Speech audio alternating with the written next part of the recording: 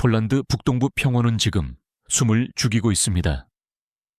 눈앞에 펼쳐진 이곳은 수발키로 폴란드와 리투아니아를 잇는 불과 70km의 좁은 길목이라서 이 땅을 넘으면 발트 3국 전체가 고립됩니다. 나토는 이 수발키 강역을 잃는 순간 유럽 동부 전역을 내줘야 합니다.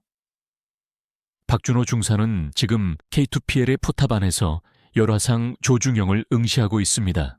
그의 눈동자는 초록빛 화면에 고정되어 있고 손바닥에는 땀이 배어나왔고 헤드셋 너머로 들려오는 폴란드 지휘부의 목소리는 긴박합니다. 우크라이나 사태가 터진 지 이태가 지났습니다. 나토는 우크라이나 내 다국적군 훈련 부대를 배치했고 러시아는 이를 적대 행위로 규정했고 마침내 러시아는 움직였습니다. 칼리닝그라드, 발트해에 고립된 러시아의 월경지입니다. 이 땅과 벨라루스를 잇는 유일한 통로가 바로 수발키 강역입니다. 러시아는 이 강역을 장악해야만 서방과의 대결에서 숨통을 틀 수 있습니다. 드디어 그들이 움직였습니다. 자정을 넘긴 시각, 경보음이 터졌고 동쪽 지평선이 흔들렸습니다. 처음에는 멀리서 들리는 낮은 진동이었습니다. 땅이 떨리는 소리, 박중사는 본능적으로 조중영의 배율을 올렸습니다. 초록빛 화면 너머로 보이는 것은 먼지 구름이었습니다. 아니, 먼지 구름이 아니었습니다. 그것은 철의 물결이었습니다. T-90M 전차들이 삼각편대를 이루며 밤에 장막을 찢고 전진하고 있었습니다. 열화상 카메라는 그들의 엔진이 뿜어내는 뜨거운 열기를 선명하게 포착했습니다. 한두 대가가 아니었습니다. 수십 대가 일렬횡대로 펼쳐져 있었습니다. 최전방 관측소에서 긴급 무전이 터졌습니다. 적 기갑 부대 확인. 규모 추정 1개 여단급. 반복합니다. 1개 여단급. 폴란드군 1차 방어선이 무너지고 있었습니다. 러시아군은 계획된 기동이 아니었습니다. 이것은 밤의 어둠을 이용한 기습 정역전이었습니다. 박중사의 손이 조이스틱을 움켜쥐었습니다. 포탑이 천천히 선회하기 시작했습니다. 유압 실린더가 조용히 작동하며 120mm 활강포의 포구가 동쪽을 향했습니다. 옆자리에 김태윤 상병이 자동장전 장치를 점검했습니다. 탄약고에서 날카로운 기계음이 들렸습니다. 유압함이 첫 번째 철갑탄을 집어들었습니다. 길이 650mm, 무게 8kg의 날카로운 금속 화살이 장전되는 순간 차체 전체가 미세하게 흔들렸습니다. 장전 완료. KEDP 철갑탄. 박중사는 천천히 숨을 들이마셨습니다. 차가운 공기가 폐 깊숙이 스며들었습니다. 심장이 고동쳤습니다. 손가락이 발사 버튼 위에 올려졌습니다. 그 순간이었습니다. 전방 2000m 지점에서 섬광이 터졌습니다. 폴란드군 로파르트 전차가 명중탄을 맞았습니다. 포탑이 공중으로 솟구쳤고 화염이 밤하늘을 붉게 물들였습니다. 박중사의 턱이 굳어졌습니다. 그들이 우리 방어선을 뚫고 있습니다. 철의 짐승들 러시아 기갑부대는 멈추지 않았습니다. 그들은 쐐기형 대형으로 전진했습니다.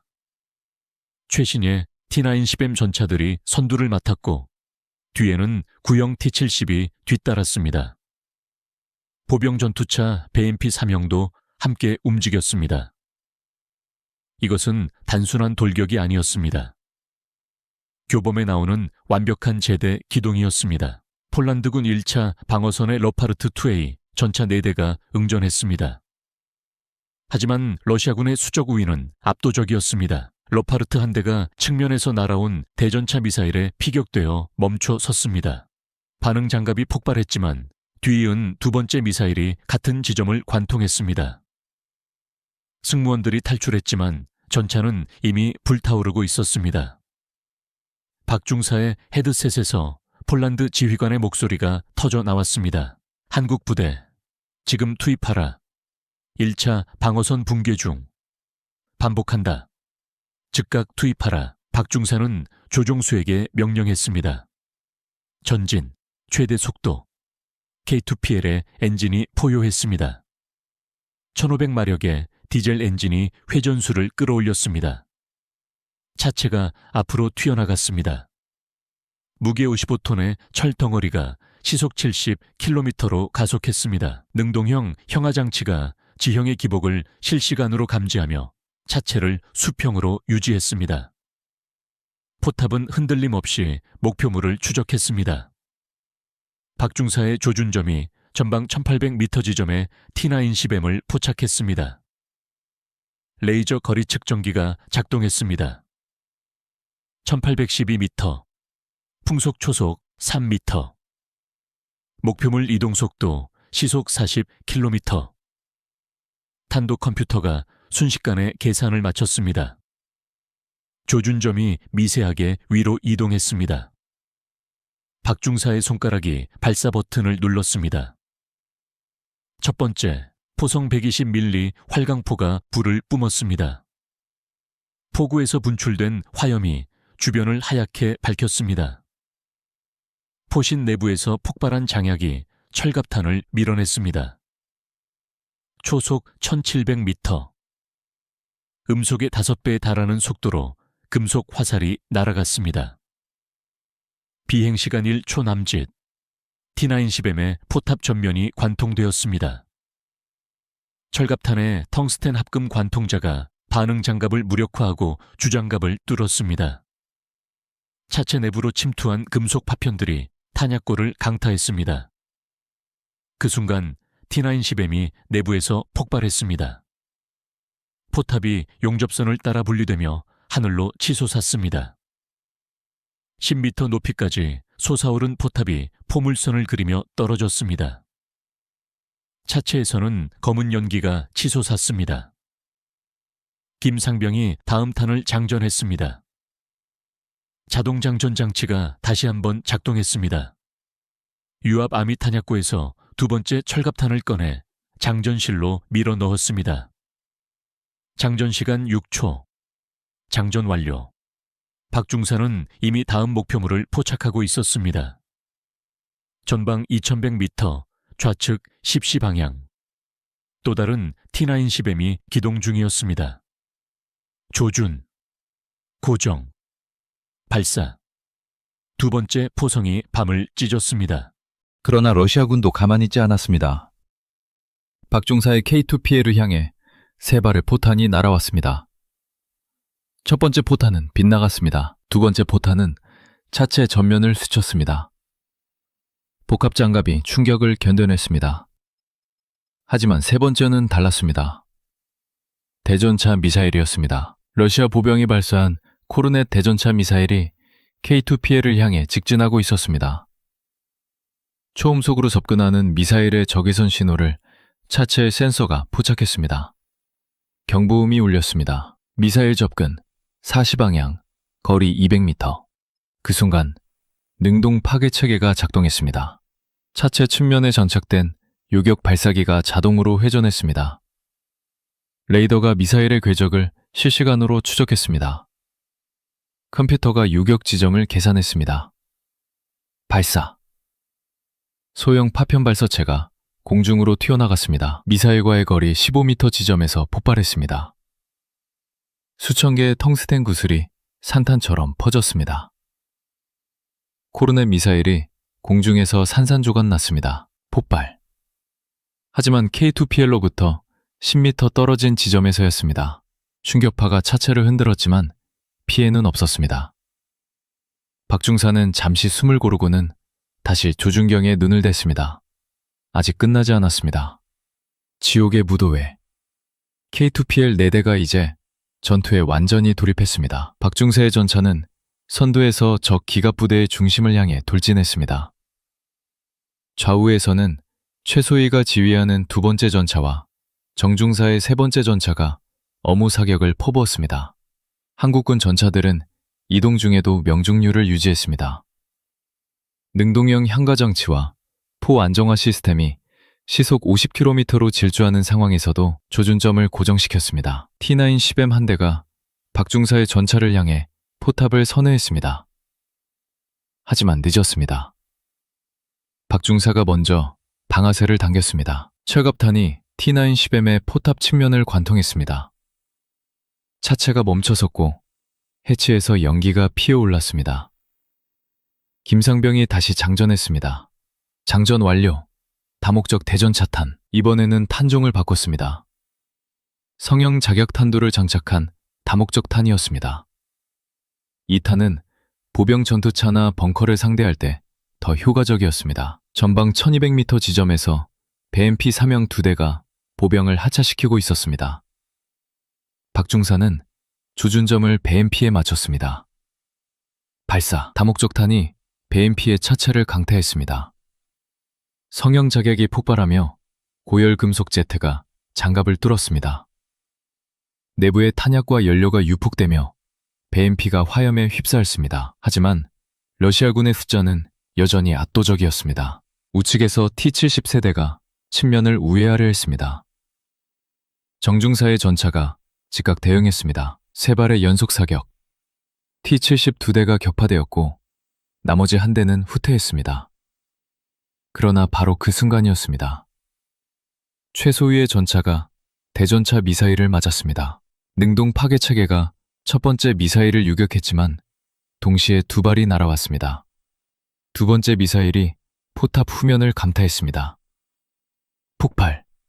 포탑이 멈춰섰습니다. 무전에서 최소위의 목소리가 들렸습니다. 이쪽 포탑 해전 불능, 사격 통제 시스템 손상, 후퇴한다. 박중사는 이를 악물었습니다. 이제 세 대만 남았습니다. 그런데 열화상 조준경에 새로운 목표물들이 나타나기 시작했습니다. 후방에서 러시아군 예비부대가 투입되고 있었습니다. P9 10M 6대가 추가로 접근 중이었습니다. 박중사는 잠시 계산했습니다. 우리 탄약은 각 전차당 40발, 이미 12발을 소모했습니다. 남은 탄약 28발. 적 전차는 여전히 20대 이상, 숫자로는 불리했습니다. 하지만 박중사는 물러설 수 없었습니다. 이 방어선이 무너지면 수발키 간격 전체가 뚫립니다. 그러면 발트 3국은 고립됩니다. 그는 깊게 숨을 들이마셨습니다. 조종수에게 명령했습니다. 전속력, 적 중심부로 돌격한다. 헌터킬러 K2PL이 러시아 기갑부대의 한가운데로 질주했습니다. 이것은 정석적인 전술이 아니었습니다. 교범에는 없는 행동이었습니다. 하지만 박중사는 알고 있었습니다. 적이 숫자로 압도한다면 우리는 속도와 정밀함으로 압도해야 한다는 것을. K2PL의 헌터킬러 시스템이 빛을 발했습니다. 차장인 박중사가 독립적으로 목표물을 탐지하는 동안 포수인 김상병은 별도의 목표물을 조준했습니다. 포탑은 김상병이 조준한 방향을 향했지만 박중사의 조준경은 다른 방향을 스캔했습니다. 전방 1400m, P9 10M. 김상병이 발사했습니다. 명중. T9 10M의 포탑이 화염에 휩싸였습니다. 그와 동시에 박중사는 좌측 11시 방향에 또 다른 T9 10M을 차장용 조준경으로 지정했습니다.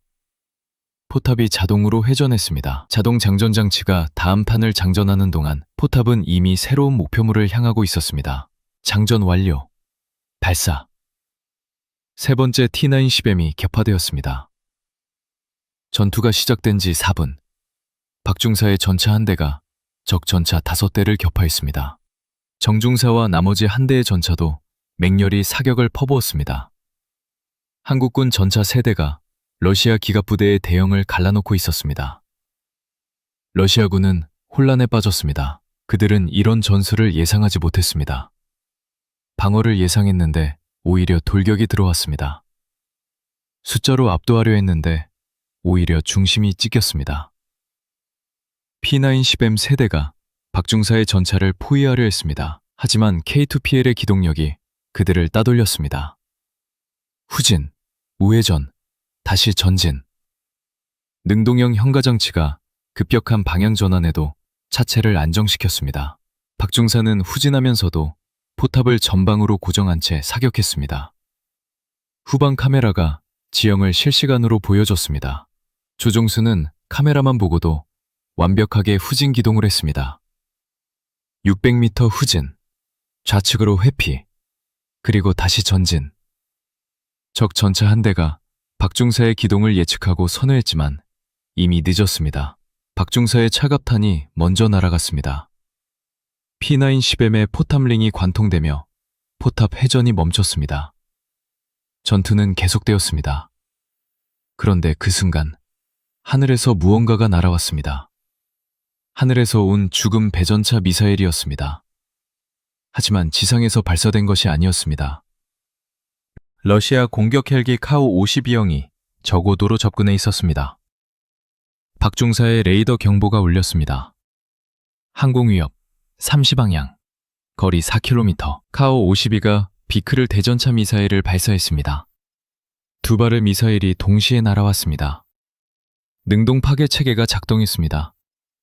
첫 번째 미사일을 요격했습니다. 하지만 두 번째 미사일은 각도가 달랐습니다. 위에서 아래로 낙하하는 탑어택 방식이었습니다. 미사일이 포탑 상부를 향해 떨어졌습니다. 박중사는 반사적으로 몸을 움츠렸습니다. 폭발! 하지만 관통되지 않았습니다. K2PL의 포탑 상부 장갑이 폭발 반응 장갑으로 보강되어 있었습니다. 미사일의 성형자격 제트가 반응 장갑의 폭발에 의해 분산되었습니다. 포탑에 깊은 자국이 남았지만 내부로 침투하지는 못했습니다. 박중사는 즉시 대응했습니다. 포탑 위에 원격 조종 무장의 명령을 내렸습니다. K2PL 포탑 상부에는 12.7mm 중기관총이 장착되어 있었습니다. 이 기관총은 차장석에서 원격으로 조준하고 발사할 수 있었습니다.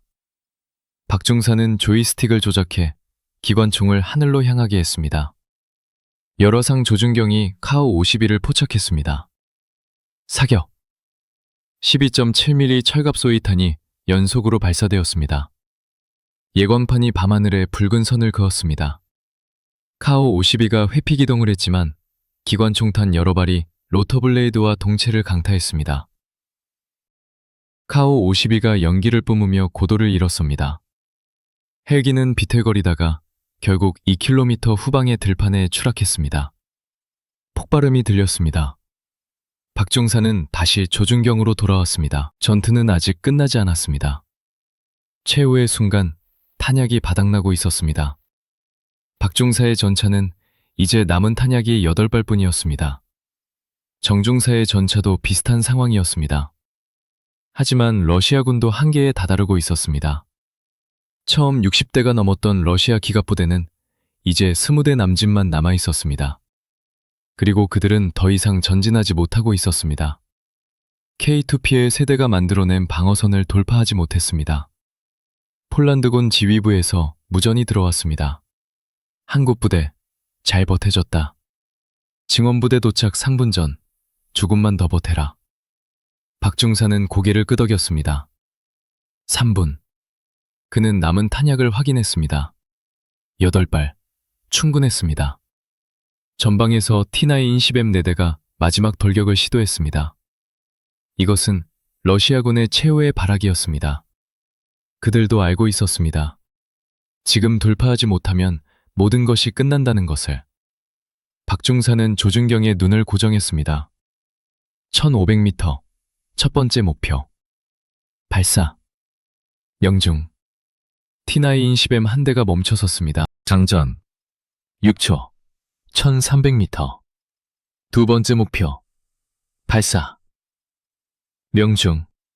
또 한 대가 화염에 휩싸였습니다. 장전. 6초. 1100m. 세 번째 목표. 발사. 명중. 세 번째 전차가 격파되었습니다. 이제 한 대만 남았습니다. 하지만 탄약도 5발만 남았습니다. 마지막 T9 20M이 900m까지 접근했습니다. 그 전차는 멈춰서서 조준을 시작했습니다. 박중사도 동시에 조준했습니다. 서로를 향한 두 개의 포고, 누가 먼저 쏘느냐의 싸움이었습니다. 박중사의 손가락이 발사 버튼에 닿았습니다. 심장이 뛰었습니다. 숨이 멈췄습니다. 그리고 박중사의 손가락이 버튼을 눌렀습니다. 정확히 같은 순간 T9 20M도 발사했습니다. 두 개의 포구에서 동시에 화염이 분출되었습니다. 두 발의 철갑탄이 900m의 공간을 가로질러 서로를 향해 날아갔습니다. 비행시간 0.5초. 박중사의 철갑탄이 T9-20M의 포탑 정면 중앙을 정확히 관통했습니다. 텅스텐 합금 관통자가 600mm의 복합 장갑을 뚫고 내부로 침투했습니다. 금속 파편이 포탑 내부를 휩쓸었습니다. 탄약고가 유폭되었습니다. T9-20M이 내부에서 폭발했습니다. 하지만 러시아 전차의 포탄도 날아왔습니다. 125mm 철갑탄이 K2PL의 차체 전면을 강타했습니다. 엄청난 충격이 전차 전체를 흔들었습니다. 박중사의 머리가 헤드레스트에 부딪혔습니다. 김상병이 비명을 질렀습니다. 하지만 관통되지 않았습니다. K2PL의 전면 복합 장갑이 버텨냈습니다. 포탄은 장갑 표면에서 튕겨나갔습니다. 차체에 깊은 흠집이 생겼지만 내부로 침투하지는 못했습니다. 박중사는 잠시 귀울림에 시달렸습니다. 충격으로 시야가 흐려졌습니다. 하지만 곧 정신을 차렸습니다. 피해보고. 조종수가 대답했습니다. 전면 장갑 손상. 하지만 관통 없음. 엔진 정상. 주행 가능. 김상병도 보고했습니다. 포탑 회전 정상. 사격 통제 시스템 정상. 장전 가능. 박중사는 안도의 한숨을 내쉬었습니다. 그리고 다시 조준경을 들여다봤습니다. 전방에는 더 이상 움직이는 적 전차가 보이지 않았습니다. 러시아군의 공사 멈춰섰습니다. 징원. 그 순간 서쪽에서 새로운 엔진음이 들렸습니다. 폴란드군 레오파르트 2A 6형 12대가 전장에 도착했습니다. 미군 M1A2 에이브람스 8대도 함께였습니다. 나토 증원부대가 마침내 도착한 것입니다. 하지만 이미 승부는 결정되어 있었습니다. 러시아 기갑부대의 잔존병력은 철수를 시작했습니다. 열대 남짓의 전차와 장갑차들이 동쪽으로 후퇴했습니다. 그들은 더 이상 싸우려 하지 않았습니다. 폴란드군 지휘관의 목소리가 무전에서 들렸습니다. 한국 부대, 훌륭했다. 당신들이 방어선을 지켜냈다. 박중사는 대답했습니다. 임무 완수했습니다. 그는 헤드셋을 벗고 깊게 숨을 들이마셨습니다. 온몸이 땀으로 젖어 있었습니다. 손이 떨렸습니다. 전투 중에는 느끼지 못했던 긴장감이 이제야 몰려왔습니다. 김상경이 조용히 말했습니다. 중선님, 우리 살았습니다. 박중사는 고개를 끄덕였습니다. 그래, 우리 살았다. 차체 밖으로 나왔을 때 동쪽 지평선이 붉게 물들어 있었습니다. 동이 트고 있었습니다. 밤새 벌어진 전투가 끝나고 있었습니다. 전장에 아침해가 떠오르자 전장의 참혹함이 드러났습니다. 수발키 간격의 평원은 불타는 잔해로 가득했습니다. 격파된 전차들이 곳곳에 널려 있었습니다. 검은 연기가 하늘로 치솟았습니다. 폴란드군 조사팀이 전장을 조사했습니다. 러시아군 T9-20M 42대 격파, T-70 18대 격파, BMP 23대 격파, 공격 헬기 카오 52 2대 격추, 총 85대의 장갑 차량이 수발키 평원에서 멈춰섰습니다. 그중 K2PL 세대가 격파한 숫자는 37대였습니다. 박중사의 전차 한 대가 14대를 격파했습니다. 정중사가 12대, 그리고 포탑이 손상되기 전까지 최소위가 11대를 격파했습니다. 폴란드 국방부는 즉시 성명을 발표했습니다. 한국군 K2PL 부대가 러시아 기갑요단의 수발키 돌파를 저지했습니다. 이들의 용맹한 전투가 없었다면 발트 삼국은 고립되었을 것입니다. 나토 사령부도 논평을 냈습니다. K2PL은 현대전에서 가장 우수한 주력 전차 중 하나임을 증명했습니다. 특히 능동 파괴 체계와 자동 장전 장치, 헌터 킬러 시스템의 조합은 압도적인 전투력을 발휘했습니다. 외신들이 앞다퉈 보도했습니다. 로이터 통신은 이렇게 썼습니다. 수발키 간격은 러시아 기갑부대의 무덤이 되었다. 한국산 K2 전차가 유럽의 운명을 바꿨다. BBC는 더 직설적이었습니다. 러시아 최신의 T9-20M이 한국 전차 앞에서 속수무책으로 당했다. 동유럽 평원에서 K2가 지옥을 선사했다. 독일 슈피겔지는 분석 기사를 실었습니다. K2PL의 승리는 단순한 장비 우위가 아니다. 승무원의 훈련 수준과 전술 운용 능력이 결합된 결과다. 러시아군은 숫자로 압도하려 했지만 한국군은 기동력과 정밀 타격으로 대응했다. 격파의 과학. 전투가 끝난 후 나토 기술진이 격파된 티나 2인시벤을 조사했습니다. 그들이 발견한 것은 놀라웠습니다. K2PL의 120mm 철갑탄은 티나 2인시벤의 전면 장갑을 정확히 관통했습니다. 티나 2인시벤의 전면 장갑은 800mm 상당의 방호력을 가지고 있었지만 K2의 철갑탄 앞에서는 무용지물이었습니다. 특히 주목할 것은 명중률이었습니다. 박중사의 전차가 발사한 32발 중 28발이 명중했습니다. 명중률 87%. 이것은 이동 중 사격까지 포함한 수치였습니다. 폴란드 기갑학교 교관이 감탄했습니다. 시속 50km로 기동하면서 1500m밖에 목표를 명중시킨다. 이것은 서방 최고 수준의 사격술이다. 능동 파괴 체계의 성능도 입증되었습니다. 박중사의 전차를 향해 날아온 대전차 미사일은 총 9발이었습니다. 그중 7발이 능동 파괴 체계에 의해 요격되었습니다. 요격률 77%. 나머지 2발 중 1발은 반응 장갑이 막아냈고 1발은 빗나갔습니다.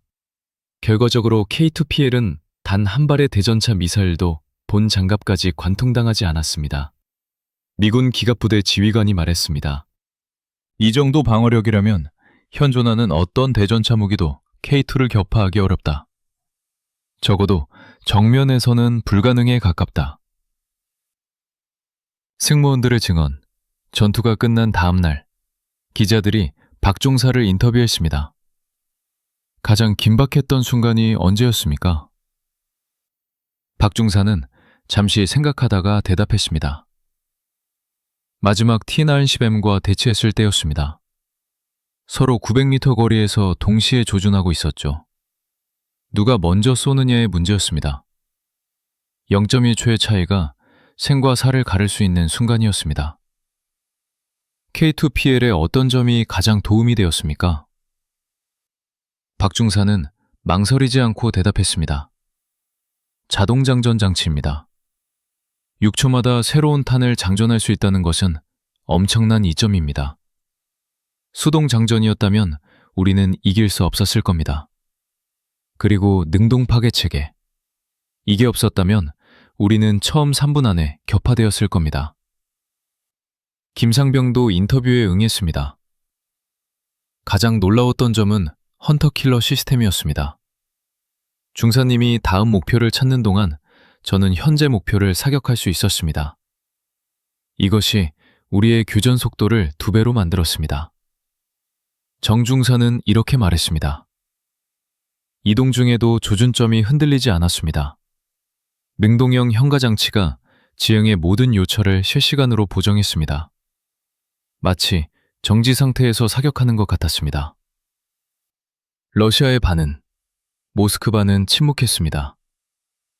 러시아 국방부는 공식 논평을 내놓지 않았습니다. 하지만 내부적으로는 충격이 컸습니다. 러시아 기갑부대는 T910M을 자랑스러워했습니다.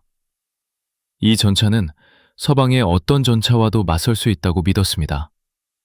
하지만 수발키에서 그 믿음이 산산조각 났습니다.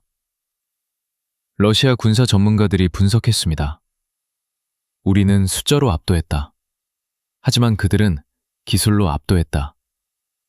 우리 전차는 이동 중 명중률이 30%에 불과했다. 그들은 80% 이상이었다. 이것은 기술 격차가 아니라 세대 차이다. 또 다른 분석가는 이렇게 말했습니다. 능동 파괴 체계가 게임 체인저였다. 우리의 대전차 미사일이 거의 무력화되었다. 앞으로는 전차 대 전차 전투에서 주포만으로 승부를 봐야 한다.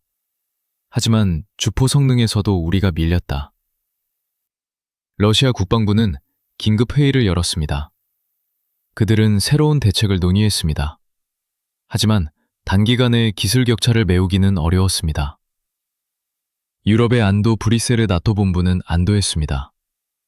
수발키 간격이 지켜졌습니다. 발트 삼국은 고립되지 않았습니다. 러시아의 전격전은 실패했습니다. 나토 사무총장이 기자회견을 열었습니다. 수발키 전투는 나토 집단방위의 승리입니다. 회원국들이 신속하게 협력하여 침략을 저지했습니다. 특히 한국군의 기여는 결정적이었습니다. 폴란드 대통령은 박중사를 비롯한 K2PL 승무원들에게 훈장을 수여했습니다. 여러분은 우리나라를 구했습니다. 여러분이 없었다면 폴란드는 다시 한번 침략당했을 것입니다. 우리는 여러분을 영원히 기억할 것입니다. 리투아니아 국방장관도 감사를 표했습니다. 러시아 국방부는 공식 논평을 내놓지 않았습니다. 하지만 내부적으로는 충격이 컸습니다. 러시아 기갑부대는 T-9CM을 자랑스러워했습니다. 이 전차는 서방의 어떤 전차와도 맞설 수 있다고 믿었습니다. 하지만 수발키에서 그 믿음이 산산조각 났습니다. 러시아 군사 전문가들이 분석했습니다. 우리는 숫자로 압도했다. 하지만 그들은 기술로 압도했다. 우리 전차는 이동 중 명중률이 30%에 불과했다. 그들은 80% 이상이었다. 이것은 기술적 차가 아니라 세대 차이다. 또 다른 분석가는 이렇게 말했습니다. 능동 파괴 체계가 게임 체인저였다. 우리의 대전차 미사일이 거의 무력화되었다. 앞으로는 전차 대 전차 전투에서 주포만으로 승부를 봐야 한다. 하지만 주포 성능에서도 우리가 밀렸다.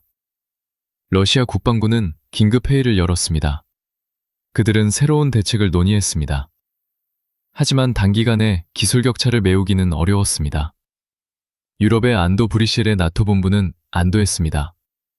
수발키 간격이 지켜졌습니다. 발트 3국은 고립되지 않았습니다. 러시아의 전격전은 실패했습니다. 나토 사무총장이 기자회견을 열었습니다. 수발키 전투는 나토 집단방위의 승리입니다. 회원국들이 신속하게 협력하여 침략을 저지했습니다. 특히 한국군의 기여는 결정적이었습니다.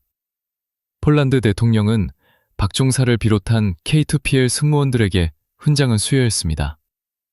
여러분은 우리나라를 구했습니다. 여러분이 없었다면 폴란드는 다시 한번 침략당했을 것입니다.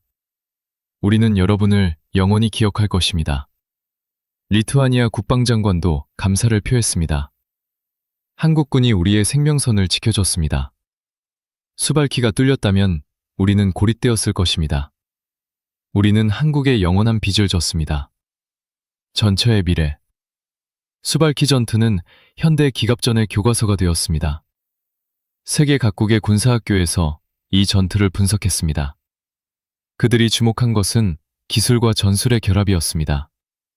미국 육군대학 교수가 논문을 발표했습니다. 수발키 전투는 미래 기갑전의 모습을 보여줬다.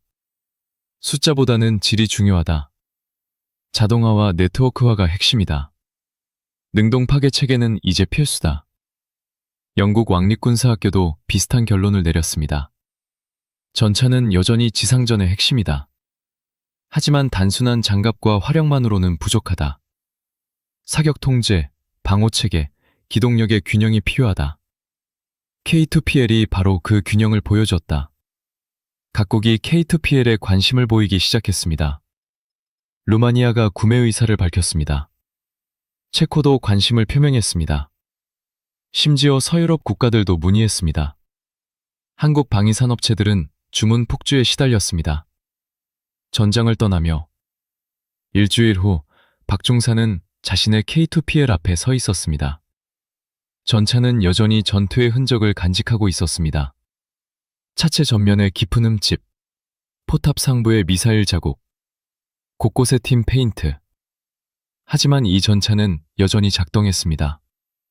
엔진은 정상이었습니다. 주포도 문제없었습니다. 조금만 수리하면 다시 전투에 투입될 수 있었습니다. 김상경이 다가와서 말했습니다. 중상님, 이 녀석 덕분에 살았습니다. 박중사는 고개를 끄덕이며 전차의 장갑을 쓰다듬었습니다. 그래, 이 녀석이 우리를 지켜줬지. 차가운 금속의 감촉이 손바닥에 전해졌습니다. 이 55톤의 철덩어리가 그들의 생명을 지켜줬습니다. 정중사도 합류했습니다. 우리가 해냈습니다. 박중사는 두 사람을 바라봤습니다. 우리가 해냈다. 하지만 이것으로 끝이 아니야. 전쟁은 계속될 거다. 그의 말이 맞았습니다. 수발키는 지켜졌지만 전쟁은 끝나지 않았습니다. 러시아는 물러섰지만 포기하지 않았습니다. 그들은 다시 올 것입니다. 하지만 박중사는 두려워하지 않았습니다. 그는 자신의 전차를 믿었습니다. 자신의 동료들을 믿었습니다.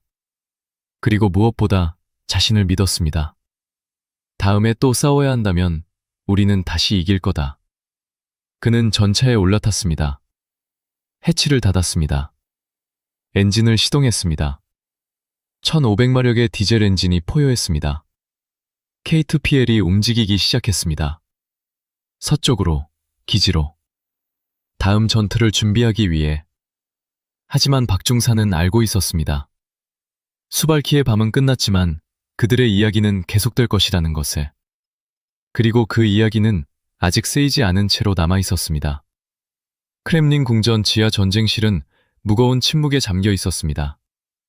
러시아 참모총장 발레리 게라시모프 대장이 회의 테이블에 두꺼운 보고서를 내려놓았습니다.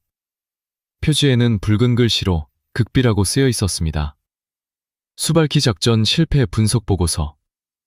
대통령 집무실에서 내려온 지시는 명확했습니다. 왜 실패했는가? 누구의 책임인가? 어떻게 만회할 것인가? 게라시모프는 보고서를 펼쳤습니다. 첫 페이지에는 격파된 전차들의 사진이 붙어 있었습니다. P-90M의 잔해, 포탑이 날아간 T-70, 불타는 BMP. 그는 천천히 입을 열었습니다. 우리는 한국 전차를 과소평가했습니다. 회의실의 장성들이 고개를 숙였습니다. 게라시모프가 계속했습니다. K2PL은 단순한 주력 전차가 아닙니다. 이것은 네트워크화된 타격 플랫폼입니다. 자동 장전 장치는 우리보다 3초 빠릅니다. 능동 파괴 체계는 우리 대전차 미사일을 70% 이상 무력화시킵니다. 사격 통제 시스템은 이동 중에도 명중률 80% 이상을 유지합니다. 한 장성이 반박했습니다. 하지만 우리는 숫자로 압도했습니다. 60대 대 3대, 20대 1의 우위였습니다. 게라시모프가 냉정하게 대답했습니다. 그래서 우리가 37대를 잃고 그들은 한 대도 완전히 격파하지 못했습니다. 숫자는 의미가 없었습니다. 회의실이 다시 침묵에 빠졌습니다. 게라시모프는 보고서의 다음 페이지를 넘겼습니다. 거기에는 K2PL의 기술 분석이 빼곡히 적혀 있었습니다. 우리의 주포는 125mm, 그들은 120mm. 구경에서는 우리가 약간 앞섭니다. 하지만 포탄의 질이 다릅니다. 그들의 철갑탄은 우리 것보다 30% 더 높은 관통력을 가지고 있습니다. 또 다른 장성이 물었습니다. 우리 반응 장갑은 왜 효과가 없었습니까? 게라시모프가 대답했습니다. 그들의 철갑탄은 단순한 운동 에너지탄이 아닙니다. 관통자의 밀도가 극도로 높습니다. 반응 장갑이 폭발해도 관통자의 궤적이 거의 바뀌지 않습니다. 우리 T-90M의 전면 장갑은 800mm 상당의 방호력을 가지고 있지만 그들의 탄 앞에서는 부족했습니다. 국방장관 세르게이 쇼이구가 끼어들었습니다. 그렇다면 해결책은 무엇입니까? 게라시모프는 잠시 침묵했습니다. 그리고 천천히 말했습니다. 단기적으로는 없습니다. 우리가 K2PL과 동급의 전차를 개발하려면 단기적으로는 없습니다. 우리가 K2PL과 동급의 전차를 개발하려면 최소 5년이 걸립니다. 그들이 20년 동안 축적한 기술을 우리가 따라잡는 것은 불가능합니다. 쇼이구의 얼굴이 굳어졌습니다. 그렇다면 우리는 어떻게 합니까? 게라시모프가 보고서의 마지막 페이지를 펼쳤습니다. 거기에는 새로운 작전 계획이 적혀 있었습니다. 우리는 전술을 바꿔야 합니다. 정면 대결은 피해야 합니다. 대신 우회, 매복, 야간 기습을 활용해야 합니다. 그리고 그는 잠시 멈췄습니다. 그리고 우리는 그들의 보급선을 끊어야 합니다. K2PL은 강력하지만 탄약과 연료가 없으면 무용지물입니다. 쇼이구가 고개를 끄덕였습니다. 좋습니다. 새로운 작전을 준비하십시오. 이번에는 실패할 수 없습니다. 게라시모프는 격려했습니다. 하지만 그의 마음속에는 의문이 남아 있었습니다. 과연 우리가 이길 수 있을까? 폴란드 기지, 사흘 후. 박중사는 정비소에서 자신의 전차를 바라보고 있었습니다. K2PL은 완전 정비를 받고 있었습니다. 손상된 전면 장갑이 교체되었습니다. 포탑 상부의 미사일 자국도 수리되었습니다. 새로운 페인트가 칠해지고 있었습니다. 정비병이 다가와서 말했습니다. 중사님, 내일 오전이면 작업이 끝납니다. 완전히 새 것처럼 될 겁니다. 박중사는 고개를 끄덕였습니다. 고맙네. 하지만 그의 마음은 편하지 않았습니다. 수발키 전투가 끝난 지 사흘이 지났습니다. 그동안 전선은 조용했습니다. 러시아군은 움직이지 않았습니다. 하지만 이 정적이 박중사를 더 불안하게 만들었습니다. 김상병이 다가왔습니다. 중사님, 브리핑 시작합니다. 박중사는 정비소를 나와 작전실로 향했습니다. 작전 브리핑. 작전실에는 이미 여러 명의 장교들이 모여 있었습니다. 폴란드군 대령이 전술 지도를 펼쳤습니다. 지도에는 수발키 간격과 주변 지역이 표시되어 있었습니다. 대령이 설명을 시작했습니다. 정구구 분석에 따르면 러시아군이 새로운 작전을 준비하고 있습니다. 그들은 정면 돌파 대신 우회 기동을 시도할 것으로 예상됩니다. 그는 지도의 북쪽 지역을 가리켰습니다. 이 지역은 숲이 많고 지형이 복잡합니다. 전차 기동이 어렵지만 불가능하지는 않습니다. 우리는 러시아군이 이 지역을 통해 우회할 가능성에 대비해야 합니다. 박중사가 손을 들었습니다. 그 지역에 우리 방어선이 있습니까? 대령이 고개를 저었습니다. 약합니다. 경고병 1개 대대만 배치되어 있습니다. 중장비는 없습니다. 박중사의 표정이 굳어졌습니다. 그렇다면 러시아군이 그쪽으로 온다면? 대령이 끼어들었습니다. 우리가 막아야 합니다. 한국 부대에게 그 지역 방어를 맡기고 싶습니다. 회의실이 조용해졌습니다. 박중사는 잠시 생각했습니다. 숲지역에서의 전차전. 이것은 평원과는 완전히 다른 싸움이었습니다. 최소위가 물었습니다. 지원은 있습니까? 대령이 대답했습니다. 폴란드 보병 1개 중대가 동행합니다. 그리고 포병 지원도 가능합니다. 하지만 즉각적인 지원은 어렵습니다. 가장 가까운 지원 부대가 30분 거리에 있습니다. 정중사가 말했습니다. 30분이면 전투가 끝나고도 남습니다. 대령은 인정했습니다. 압니다. 하지만 다른 선택이 없습니다. 여러분만이 러시아 기갑부대를 막을 수 있습니다. 박중사는 깊게 숨을 들이마셨습니다. 그리고 대답했습니다. 알겠습니다. 우리가 하겠습니다. 숲으로 다음날 새벽, K2PL 4대가 북쪽 습지역으로 이동했습니다. 최소위의 전차는 정비를 마치고 복귀했습니다. 손상된 포탑 회전장치가 교체되었습니다. 이제 4대 모두 완전한 전투 능력을 갖추고 있었습니다. 숲은 짙었습니다. 소나무와 참나무가 빽빽하게 들어서 있었습니다. 나무 사이의 간격은 3m에서 5m 정도였습니다. 전차가 지나갈 수는 있었지만 기동은 제한적이었습니다. 박중사는 조종수에게 말했습니다. 천천히 가, 나무에 걸리지 않게. K2PL이 조심스럽게 숲속으로 들어갔습니다. 포탑이 나뭇가지를 스쳤습니다. 낙엽이 차체 위로 떨어졌습니다. 김상병이 걱정스럽게 말했습니다. 중사님, 여기서는 조준거리가 너무 짧습니다. 100m도 안 보입니다. 박중사는 알고 있었습니다. 평원에서는 2000m밖에 목표도 타격할 수 있었습니다. 하지만 여기서는 시야가 막혔습니다. 전투거리가 극도로 짧아질 것이었습니다. 이것은 근접전이 될 것이었습니다. 박중사는 무전을 켰습니다. 전 차량, 삼각 대형 유지, 간격 50m, 열화상 조준경 최대 감도로 설정. 4대의 K2PL이 숲속에서 대형을 갖췄습니다. 그리고 그들은 기다렸습니다. 첫 번째 징조, 오후 2시. 무언가가 감지되었습니다. 박중사의 열화상 조준경에 희미한 열 신호가 잡혔습니다. 숲 너머 600m 지점이었습니다. 엔진 열입니다. 다수. 박중사는 즉시 무전을 쳤습니다. 전 차량, 전투 준비. 적 접근 중. 4대의 전차가 엔진을 최저 회전수로 낮췄습니다. 소음을 최소화하기 위해서였습니다. 포탑이 천천히 선회하며 위협 방향을 향했습니다. 김상병이 장전을 확인했습니다. 철갑탄 장전 완료. 열 신호가 점점 선명해졌습니다. 하나, 둘, 셋. 아니, 더 많았습니다. 박중사는 숨을 죽이고 조준경을 들여다봤습니다.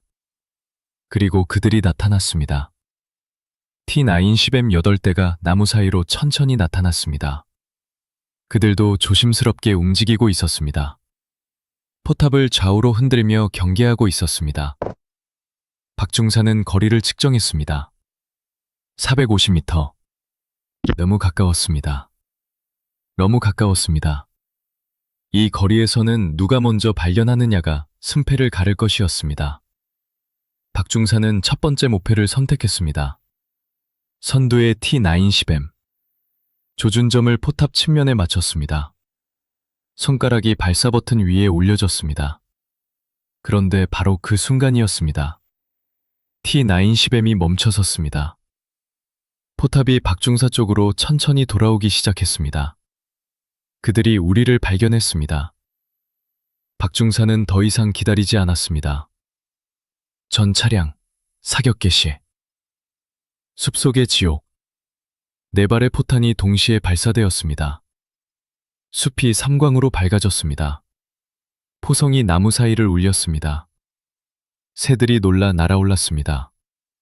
박중사의 철갑탄이 첫 번째 T910M의 포탑을 관통했습니다. 전차가 즉시 멈춰섰습니다. 해치에서 연기가 피어올랐습니다. 최소위의 포탄이 두 번째 전차를 명중시켰습니다. 차체 측면에 구멍이 뚫렸습니다. 내부에서 폭발이 일어났습니다. 정중사와 강하사의 전차도 각각 한 대씩 격파했습니다. 첫 일제 사격에 4대의 T910M이 무력화되었습니다. 하지만 나머지 4대가 즉각 반격했습니다. 러시아 전차들이 제자리에서 포탑을 선회했습니다. 그들도 한국 전차들의 위치를 파악했습니다. 포탄이 날아왔습니다. 박중사의 전차 옆 나무가 폭발했습니다. 굵은 소나무 줄기가 반으로 잘려 넘어졌습니다. 나무가 K2PL의 차체 위로 떨어졌습니다. 차체가 흔들렸습니다. 조종수가 소리쳤습니다. 나무에 걸렸습니다. 박중사는 침착하게 명령했습니다. 전진, 밀고 나가. K2PL의 엔진이 힘을 냈습니다. 1500마력이 나무 줄기를 밀어냈습니다. 나무가 차체에서 굴러떨어졌습니다. 그 사이 김상병이 다음 탄을 장전했습니다. 장전 완료. 박중사는 이미 다음 목표를 포착하고 있었습니다. 300m 전방, 큰 창나무 뒤에 T910M이 반쯤 숨어 있었습니다. 하지만 열화상 조준경은 나무를 투과했습니다. 엔진의 열기가 선명하게 보였습니다. 그들도 한국 전차들의 위치를 파악했습니다. 포탄이 날아왔습니다. 박중사의 전차 옆 나무가 폭발했습니다. 굵은 소나무 줄기가 반으로 잘려 넘어졌습니다. 나무가 K2PL의 차체 위로 떨어졌습니다. 차체가 흔들렸습니다. 조종수가 소리쳤습니다. 나무에 걸렸습니다. 박중사는 침착하게 명령했습니다. 전진, 밀고 나가. K2PL 엔진이 힘을 냈습니다. 1500마력이 나무줄기를 밀어냈습니다.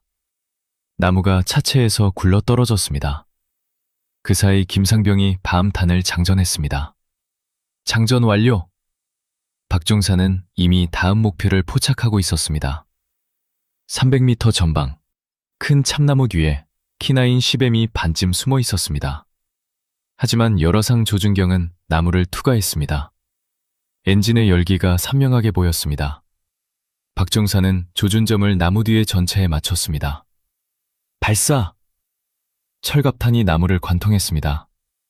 60cm 굵기의 참나무 줄기가 산산조각 났습니다. 탄은 속도를 거의 잃지 않고 나무 뒤에 T9 10M을 강타했습니다. 관통! T9 10M이 화염에 휩싸였습니다. 하지만 전투는 계속되었습니다. 러시아 전차들도 나무 뒤로 숨으며 사격했습니다. 이것은 술래잡기 같은 싸움이었습니다. 서로가 서로를 찾아 나무 사이를 누비며 쏘고 숨기를 반복했습니다. 최소위의 전차가 측면에서 공격을 받았습니다. T9 10M이 우회에서 측면을 노린 것이었습니다. 포탄이 K2PL의 측면 장갑을 스쳤습니다. 장갑이 찢어졌지만 관통되지는 않았습니다. 최소위가 즉각 포탑을 선회했습니다. 180도 회전, 3초, 그리고 발사. 300m 거리에서 T9 10M이 격파되었습니다. 매복. 그런데 바로 그 순간 새로운 위협이 나타났습니다. 박중사의 레이더 경보가 울렸습니다. 미사일 조사, 6시방향. 후방에서 대전차 미사일이 날아오고 있었습니다. 러시아 보병이 숨어 있었습니다. 그들은 나무 뒤에서 코르넷 미사일을 발사했습니다. 능동 파괴 체계가 작동했습니다. 첫 번째 미사일을 요격했습니다. 폭발. 차체가 흔들렸습니다. 하지만 두 번째 미사일이 다른 각도에서 날아왔습니다. 능동 파괴 체계가 다시 발사되었습니다. 하지만 이번에는 요격에 실패했습니다. 미사일이 너무 낮은 각도로 날아왔습니다. 미사일이 K2PL의 후면을 강타했습니다. 폭발. 차체가 크게 흔들렸습니다. 경보음이 울렸습니다. 박중사의 헤드셋에서 기계음 경고가 쏟아졌습니다. 후면 장갑 손상, 엔진 출력 저하, 유압 압력 감소. 조종수가 다급하게 보고했습니다. 엔진 온도 상승, 냉각수 누수. 박중사는 빠르게 판단했습니다. 이동 가능한가? 가능합니다. 하지만 올해는 못 갑니다. 박중사는 결정했습니다. 전진! 보병 위치로 돌격. K2PL이 후방을 향해 돌았습니다. 포탑도 함께 회전했습니다. 200m 후방의 나무 사이에서 러시아 보병들이 보였습니다. 그들은 다음 미사일을 장전하고 있었습니다. 박중사는 포탑 상부의 원격 조종 기관총을 조작했습니다. 12.7mm 중기관총이 불을 뿜었습니다. 예권탄이 나무 사이를 가로질렀습니다. 러시아 보병들이 엄폐물 뒤로 숨었습니다. 하지만 12.7mm 탄은 얇은 나무줄기 정도는 관통했습니다. 보병 셋이 쓰러졌습니다. 나머지는 후퇴했습니다. 박중사는 다시 주포를 전방으로 돌렸습니다. 전투는 아직 끝나지 않았습니다. 결정적 순간, 이제 러시아 전차는 2대만 남았습니다. 하지만 한국 전차들도 무사하지 않았습니다. 박중사의 전차는 엔진이 손상되었습니다. 최소위의 전차는 측면 장갑에 큰 손상을 입었습니다. 정중사의 전차는 포탑 회전 속도가 느려졌습니다. 강하사의 전차만 온전했습니다. 러시아 전차 2대가 후퇴하기 시작했습니다. 그들은 더 이상 싸우려 하지 않았습니다. 8대 중 6대가 격파되었습니다. 승산이 없었습니다. 박중사는 그들을 놓칠 수 없었습니다. 전차량, 추격. 4대의 K2PL이 후퇴하는 러시아 전차를 쫓았습니다. 하지만 박중사의 전차는 속도가 나지 않았습니다. 손상된 엔진이 최대 출력을 내지 못했습니다. 다른 전차들이 앞서 나갔습니다. 강하사의 전차가 가장 빨랐습니다. 그가 먼저 러시아 전차를 따라잡았습니다. 400m 거리에서 발사. 명중. 한 대가 멈춰섰습니다. 이제 한 대만 남았습니다. 마지막 T9 10M이 필사적으로 도주했습니다. 나무 사이를 지그재그로 기동하며 추적을 따돌리려 했습니다. 정중사가 조준했습니다. 하지만 나무 때문에 조준선이 계속 가려졌습니다. 최소위가 우회했습니다. 그는 러시아 전차의 도주 경로를 예측하고 앞질러 가려 했습니다. 박중사는 멀리서 이 모든 것을 지켜봤습니다. 그의 전차는 이제 시속 20km밖에 나지 않았습니다. 그런데 바로 그때였습니다. 박중사의 조준경에 무언가가 포착되었습니다. 러시아 전차의 도주 경로 앞쪽 300m 지점. 거기에는 작은 공터가 있었습니다. 나무가 없는 빈 공간이었습니다. 러시아 전차가 그 공터를 지나갈 것이었습니다. 박중사는 즉시 계산했습니다. 러시아 전차의 속도, 도달 시간, 포탄의 비행 시간. 그는 공터를 조준했습니다. 러시아 전차가 아직 도착하지 않은 지점을, 미래의 위치를 조준한 것입니다. 김상병이 물었습니다. 중사님, 아직 안 보이는데요? 박중사는 조용히 대답했습니다. 곧 보일 거야. 그는 숨을 멈췄습니다. 손가락이 발사 버튼을 눌렀습니다. 포탄이 발사되었습니다. 비행 시간 2초. 정확히 그 순간 T9 10M이 공터로 뛰어나왔습니다. 그리고 공중을 날아오던 철갑탄과 충돌했습니다. 관통. T9 10M이 멈춰섰습니다. 포탑에서 화염이 솟아올랐습니다. 마지막 러시아 전차가 격파되었습니다. 숲이 다시 조용해졌습니다. 포성이 멈춘 숲은 기묘하게 고요했습니다. 박중사는 해치를 열고 밖으로 나왔습니다. 차가운 공기가 얼굴을 스쳤습니다. 하양 냄새가 진하게 풍겼습니다. 멀리서 불타는 전차에서 나오는 검은 연기가 나무 사이로 피어올랐습니다. 그는 천천히 주변을 둘러봤습니다. 8대의 T9 10M이 숲 곳곳에 멈춰 있었습니다. 어떤 것은 포탑이 날아가 있었고, 어떤 것은 화염에 휩싸여 있었고, 어떤 것은 조용히 연기만 내뿜고 있었습니다. 나무들도 무사하지 않았습니다. 포탄에 마저 잘린 나무 줄기들이 널려 있었습니다. 땅에는 포탄 자국이 파여 있었습니다. 낙엽이 흩어져 있었습니다. 김상경이 해치로 얼굴을 내밀었습니다. 중사님, 우리 엔진 상태가 심각합니다. 냉각수가 계속 새고 있습니다. 박중사는 차체 후면으로 돌아갔습니다. 미사일이 명중한 부분을 살펴봤습니다. 후면 장갑에 큰 구멍이 뚫려 있었습니다. 반응 장갑이 폭발하면서 주장갑도 일부 손상되었습니다. 그 틈으로 엔진실로 파편이 침투했습니다. 냉각수 파이프가 찢어져 있었습니다. 초록색 냉각수가 땅으로 흘러내리고 있었습니다. 박중사는 한숨을 쉬었습니다. 자체 수리는 불가능하군. 최소희가 무전을 쳤습니다. 본부, 이쪽 1호차. 적 전차 8대 전멸, 아군 피해 경미. 하지만 4호차 엔진 손상, 회수 필요. 폴란드군 지휘부에서 답신이 왔습니다. 잘했다. 회수 차량 보낸다. 30분 대기하라. 박중사는 전차에 기대어 앉았습니다. 온몸의 긴장이 풀리자 피로가 몰려왔습니다. 다리가 후들거렸습니다. 정중사가 걸어왔습니다. 중사, 괜찮나? 박중사는 고개를 끄덕였습니다. 괜찮아. 그냥 좀 피곤할 뿐이야. 정중사는 옆에 앉았습니다.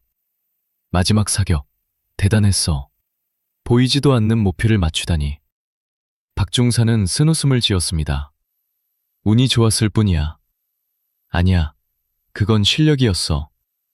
두 사람은 잠시 침묵했습니다. 그러다 정중사가 말했습니다.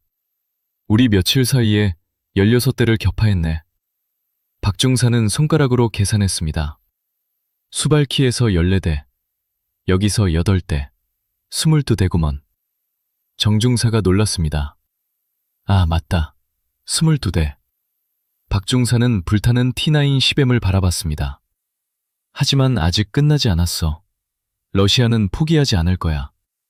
정중사도 알고 있었습니다. 그래, 그들은 다시 올 거야.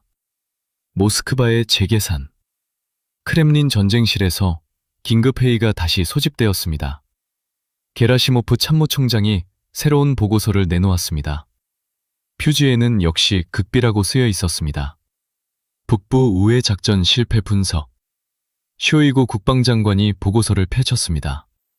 첫 페이지에는 숲속에서 격파된 T9 10M의 사진이 있었습니다.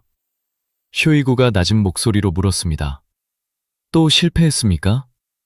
게라시모프가 고개를 끄덕였습니다. 8대를 투입했습니다. 전멸했습니다. 회의실의 장성들이 술렁였습니다. 한 장성이 항의했습니다.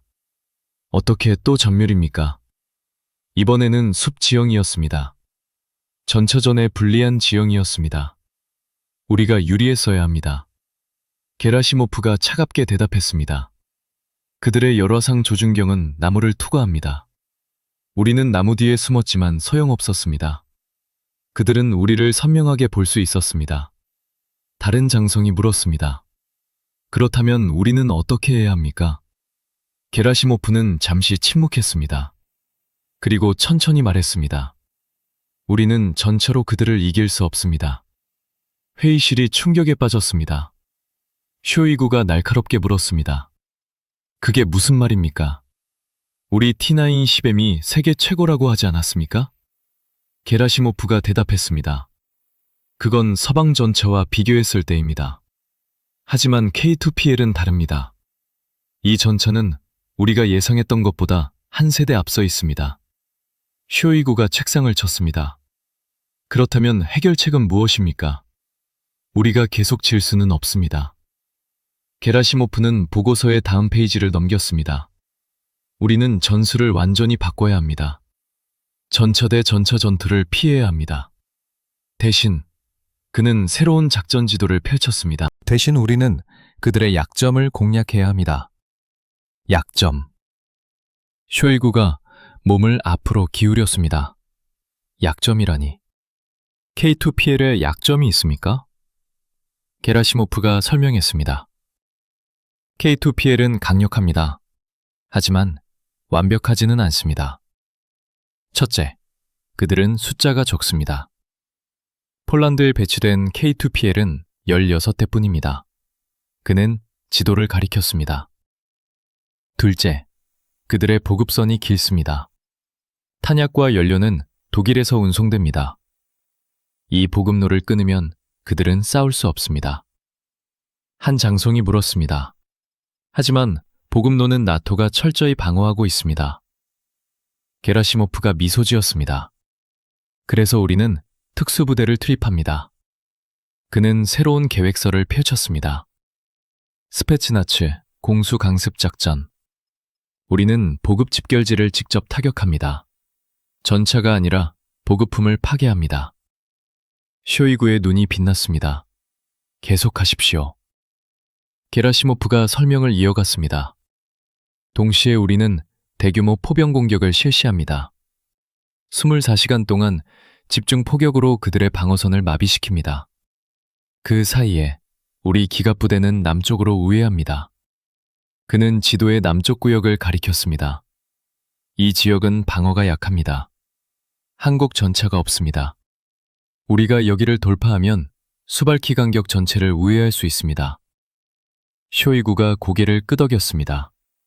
좋습니다. 이 작전을 승인합니다. 준비 기간은? 게라시모프가 대답했습니다. 사흘이면 충분합니다. 좋아요. 사흘 후 작전을 개시하십시오. 이번에는 반드시 성공해야 합니다. 게라시모프는 격려했습니다. 하지만 그의 마음속에는 여전히 의문이 남아 있었습니다. 과연 이번에는 성공할 수 있을까? 폴란드 기지, 이틀 후. 박종사의 K2PL이 마침내 정비를 마쳤습니다. 새로운 냉각소 파이프가 설치되었습니다. 손상된 후면 장갑도 교체되었습니다. 엔진도 완전히 점검되었습니다. 정비병이 보고했습니다. 중사님, 모든 시스템 정상입니다. 출격 가능합니다.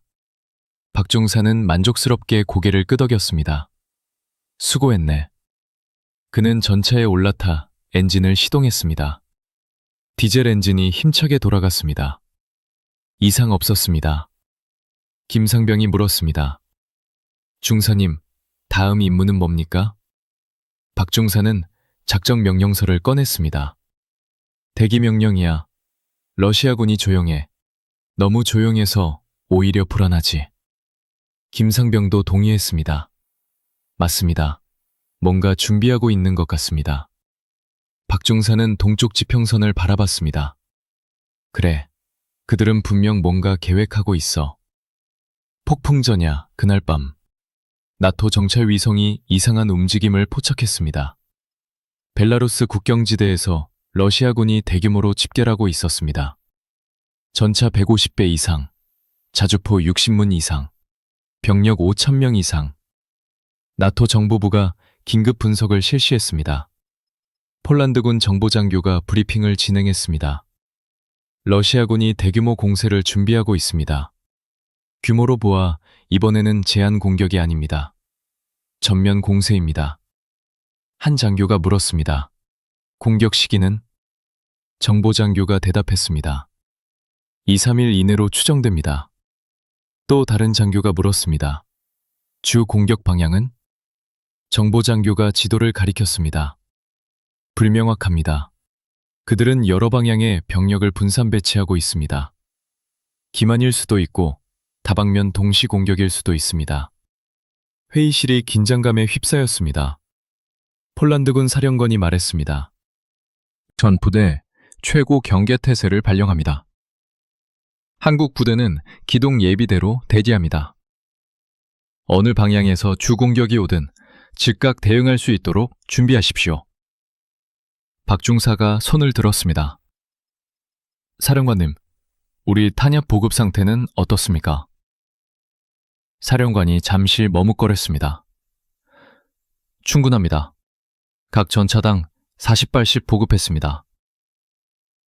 박중사가 다시 물었습니다. 추가 보급은? 사령관이 대답했습니다. 독일에서 수송 중입니다. 이틀 후 도착 예정입니다. 박중사는 속으로 계산했습니다. 이틀. 만약 러시아군이 그 전에 공격한다면. 하지만 그는 아무 말도 하지 않았습니다. 고요한 밤, 그날 밤, 박중사는 잠을 이룰 수 없었습니다. 그는 막사 밖으로 나와 밤하늘을 올려다봤습니다. 별들이 총총히 빛나고 있었습니다. 바람이 차갑게 불었습니다. 멀리서 발소리가 들렸습니다. 정중사였습니다. 잠 안 오나?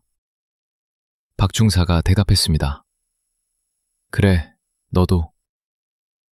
정중사가 옆에 섰습니다. 뭔가 불길해. 이렇게 조용한 건 처음이야. 박중사도 동의했습니다. 나도 그래. 폭풍 전야 같아.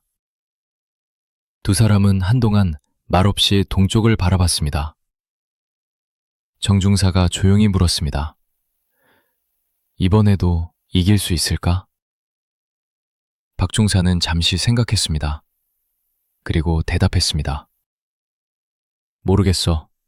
하지만 최선을 다할 거야. 정중사가 고개를 끄덕였습니다. 그래, 그게 우리가 할 수 있는 전부지.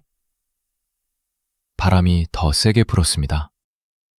나무들이 흔들렸습니다. 그리고 동쪽 하늘이 희미하게 밝아오기 시작했습니다. 새벽이 오고 있었습니다. 하지만 이것이 평화로운 새벽인지 아니면 전쟁의 새벽인지는 아무도 알 수 없었습니다. 카운트다운 다음 날 아침, 긴급 병보가 울렸습니다.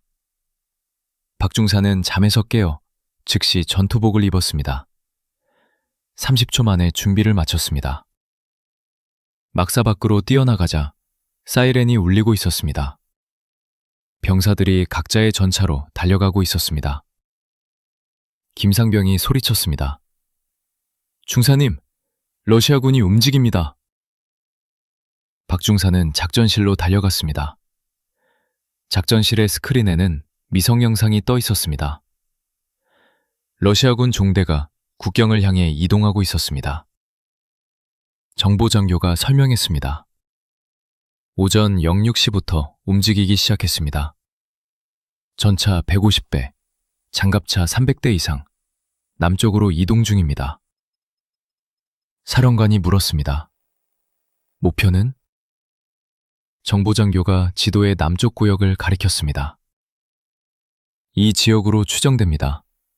우리 방어선이 가장 약한 곳입니다. 사령관이 결정했습니다. 한국 부대, 즉시 남쪽으로 이동하십시오. 러시아군보다 먼저 도착해야 합니다. 박중사가 경례했습니다. 알겠습니다. 그는 무전을 켰습니다. 전 차량, 즉시 출동. 목표, 남부 방어선. 최대 속도로 이동. 16대의 K2PL이 동시에 시동을 걸었습니다. 엔진이 포효했습니다. 그리고 그들은 남쪽을 향해 질주하기 시작했습니다. 시속 70km. 평원을 가로지르며 러시아군과의 경주가 시작되었습니다. 누가 먼저 도착하느냐. 그것이 이번 전투의 승패를 가를 것이었습니다. 박중사는 조준경 너머로 지평선을 바라봤습니다. 저 너머에서 러시아군도 달려오고 있을 것입니다. 150대 대 16대, 거의 10대 1. 하지만 박중사는 포기하지 않았습니다. 그는 무전을 켰습니다. 전차량, 대형 유지. 우리가 먼저 도착한다. 반드시. 16대의 전차가 평원을 질주했습니다. 먼지 구름을 일으키며 철의 천둥 소리를 내며 그리고 멀리 남쪽 지평선에서 또 다른 먼지 구름이 피어오르기 시작했습니다. 러시아군이었습니다. 그들도 오고 있었습니다. 충돌은 불가피했습니다. 철의 경주. 박중사의 조준경에 남쪽 지평선이 들어왔습니다. 거기 저 멀리서 먼지 구름이 솟아오르고 있었습니다. 러시아군이었습니다. 그들도 같은 목표를 향해 달려오고 있었습니다. 박중사는 거리를 계산했습니다. 우리까지 15km, 러시아군까지 20km. 우리가 먼저 도착한다. 하지만 시간이 촉박했습니다. K2PL 16대가 전성력으로 질주했습니다. 평원의 흙먼지가 차체 뒤로 길게 날렸습니다. 엔진이 최대 출력을 내며 울부짖었습니다. 10분 후 그들은 목표 지점에 도착했습니다. 남부 방어선. 작은 언덕과 참호가 있는 지역이었습니다. 폴란드 보병 1개 중대가 이미 진지를 구축하고 있었습니다. 박중사는 즉시 전차들을 배치했습니다.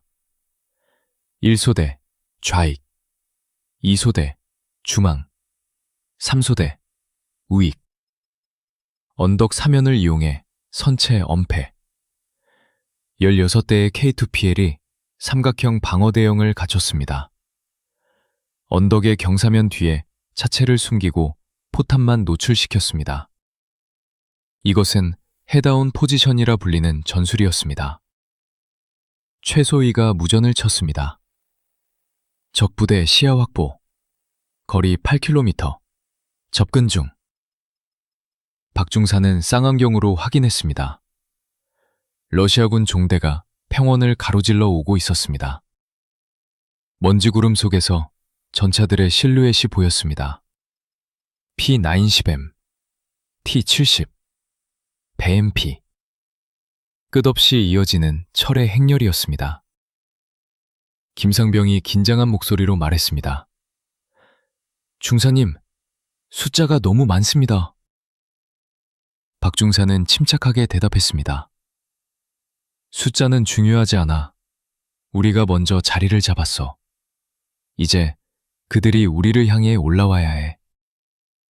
정중사가 무전으로 물었습니다. 교전 거리는? 박중사가 대답했습니다. 2000m에서 개시. 각자 목표 선택. 선두부터 격파한다. 16명의 포수들이 조준경의 눈을 고정했습니다. 러시아군이 점점 가까워졌습니다. 7km, 6km, 5km. 그들은 아직 한국 전차들을 발견하지 못했습니다. 언덕 뒤에 숨은 K2PL은 낮은 자세로 엄폐되어 있었습니다. 4km. 박중사는 숨을 고르며 첫 번째 목표를 선택했습니다. 선두의 T-90M. 조준점이 포탑 전면에 고정되었습니다. 3km. 탄도 컴퓨터가 계산을 완료했습니다. 거리, 풍속, 온도 3km. 탄도 컴퓨터가 계산을 완료했습니다. 거리, 풍속, 온도, 습도. 모든 변수가 입력되었습니다. 2000m. 박중사의 손가락이 발사 버튼 위에 올려졌습니다. 그리고 심판의 시간, 전 차량 사격 개시. 16발의 포탄이 동시에 발사되었습니다. 하늘이 섬광으로 밝아졌습니다. 포성이 평원을 뒤흔들었습니다. 대지가 진동했습니다. 2000m. 전방에서 러시아 전차들이 폭발하기 시작했습니다. 박중사의 철갑탄이 첫 번째 T-90M의 포탑을 관통했습니다. 전차가 멈춰섰습니다. 포탑이 천천히 기울어지며 차체에서 분리되었습니다. 최소위의 포탄이 두 번째 전차를 명중시켰습니다. 화염이 솟아올랐습니다. 정중사, 강하사, 이소위. 모든 전차가 정확히 목표를 명중시켰습니다. 첫 일제 사격에 16대의 러시아 전차가 격파되었습니다.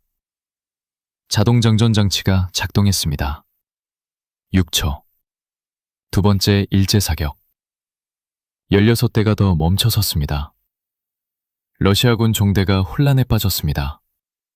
그들은 마침내 공격의 출처를 파악했습니다. 언덕 위의 한국 전차들. 러시아 전차들이 급히 포탑을 선회했습니다. 그들도 반격을 시작했습니다. 포탄이 날아왔습니다. 하지만 대부분이 언덕 사면에 명중했습니다. K2PL은 차체를 완전히 숨기고 포탄만 노출시킨 상태였습니다. 명중 면적이 극도로 작았습니다. 몇 발이 포탑을 스쳤습니다. 하지만 경사장갑에 튕겨나갔습니다. 세 번째 일제 사격. 16대가 또 격파되었습니다. 박중사는 계속 조준하고 발사했습니다. 그의 움직임은 기계처럼 정확했습니다. 조준, 고정, 발사, 장전, 다시 조준. 김상병도 완벽하게 호흡을 맞췄습니다. 자동장전 장치가 쉬지 않고 탄을 공급했습니다. 러시아군이 전개를 시도했습니다. 그들은 좌우로 펼쳐지며 포위를 시도했습니다. 하지만 K2PL의 사격이 너무 정확했습니다. 전개하려는 전차들이 하나씩 격파되었습니다. 10분이 지났습니다. 러시아군은 이미 50대 이상을 잃었습니다. 그들의 대형이 무너지기 시작했습니다. 지휘관 전차가 후퇴 명령을 내렸습니다. 러시아 전차들이 방향을 돌렸습니다. 그들은 더 이상 전진하려 하지 않았습니다. 박중사는 추격 명령을 내리지 않았습니다. 전 차량 사격 중지, 현일치 유지. 포성이 멎었습니다.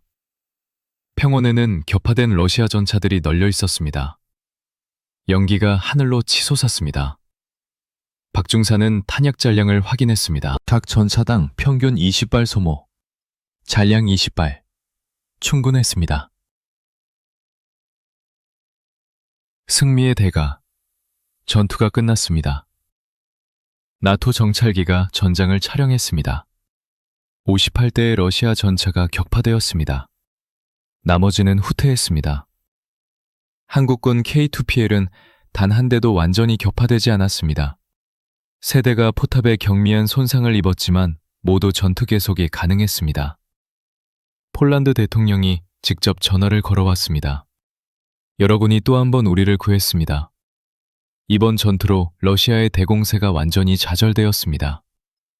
나토 사무총장도 성명을 발표했습니다. 한국군 기갑부대의 탁월한 전투력이 유럽의 평화를 지켰습니다. 이들은 현대전의 새로운 기준을 제시했습니다. 세계 언론이 보도했습니다. 로이터는 이렇게 썼습니다. 수발키의 기적이 다시 일어났다. 한국의 K2 전차 16대가 러시아 기갑사단을 격퇴했다. 10대 1의 열세를 극복한 역사적 승리다. BBC는 분석 기사를 실었습니다. 기술과 훈련이 숫자를 압도했다. K2PL의 전투는 미래 지상전의 모델이 될 것이다. 독일 슈피겔은 러시아의 관점을 다뤘습니다. 모스크바는 충격에 빠졌다. 그들의 최신의 전차가 연이어 참패했다. 러시아 군사 전략의 근본적 재검토가 불가피하다. 전사들의 귀환. 일주일 후 박중사와 그의 부대는 폴란드를 떠났습니다. 임무가 끝났습니다. 러시아는 협상 테이블로 돌아왔습니다. 긴장이 완화되었습니다. 전쟁이 확전되는 것을 막았습니다. 공항에는 폴란드 국민들이 나와 환송했습니다. 그들은 손을 흔들며 감사를 표했습니다. 박중사는 마지막으로 자신의 K2PL을 바라봤습니다. 차체는 상처투성이었습니다. 포탄 자국, 미사일 흔적, 그 긴 페인트. 하지만 이 전차는 끝까지 그들을 지켜줬습니다. 김상병이 다가왔습니다. 중사님, 이 녀석과 작별 인사할 시간입니다. 박중사는 전차의 장갑을 쓰다듬었습니다. 고마웠어. 너 덕분에 살았어. 차가운 금속이 손바닥에 와닿았습니다. 정중사가 말했습니다. 우리가 해냈어. 우리가 정말 해냈어. 박중사는 고개를 끄덕였습니다. 그래, 우리가 해냈지. 최소희가 물었습니다. 중사님, 우리가 총 몇 대나 격파한 겁니까? 박중사는 계산했습니다. 수발키에서 37대, 습에서 8대, 남부전선에서 58대, 총 103대. 모두가 놀랐습니다. 103대, 우리 16대가 103대를. 박중사는 미소 지었습니다. 숫자가 중요한 게 아니야. 우리가 지켜낸 게 중요해. 우리가 평화를 지켰어. 귀양 비행기가 이륙했습니다. 박중사는 창밖으로 폴란드 대지를 내려다봤습니다. 저 아래 어딘가에 그들이 싸웠던 전장이 있었습니다. 수발키 평원, 숲, 남부방어선. 그곳에서 그들은 역사를 만들었습니다. 16대의 전차가 150대를 막아냈습니다. 불가능해 보였던 전투에서 승리했습니다. 그리고 유럽의 평화를 지켰습니다. 김상병이 조용히 말했습니다. 중사님, 우리가 한 일이 자랑스럽습니다. 박중사는 고개를 끄덕였습니다. 나도 그래. 우리 모두 자랑스러워해도 돼. 비행기가 구름 속으로 들어갔습니다. 아래의 전장이 보이지 않게 되었습니다. 하지만 그들의 이야기는 남을 것입니다. 수발키의 기적, 숲속의 전설, 남부의 승리, 한국의 철기사들이 유럽을 지킨 이야기. 그 이야기는 역사책에 기록될 것입니다. 군사학교에서 가르쳐질 것입니다. 그리고 오래오래 기억될 것입니다. 박중사는 눈을 감았습니다. 이제 집으로 가는 길이었습니다. 그리고 그의 마음속에는 평화가 찾아왔습니다. 임무 완수. 폴란드 수발키 간격에서 벌어진 한국군 K2PL 부대의 전투는 이렇게 막을 내렸습니다. 박준호 중사를 비롯한 승무원들은 압도적인 수적 열세를 극복하고 러시아 기갑부대의 진격을 저지했습니다. 자동 장전 장치, 능동 파괴 정책에 헌터킬러 시스템으로 무장한 K2PL은 현대 기갑전의 새로운 기준을 제시했습니다. 이 전투는 단순한 기술의 승리가 아니었습니다. 훈련된 승무원의 용기와 전술적 판단, 그리고 끝까지 포기하지 않는 의지가 만들어낸 승리였습니다. 수발키의 평원은 이제 한국 전차병들의 용맹함을 증명하는 땅으로 역사에 남게 되었습니다.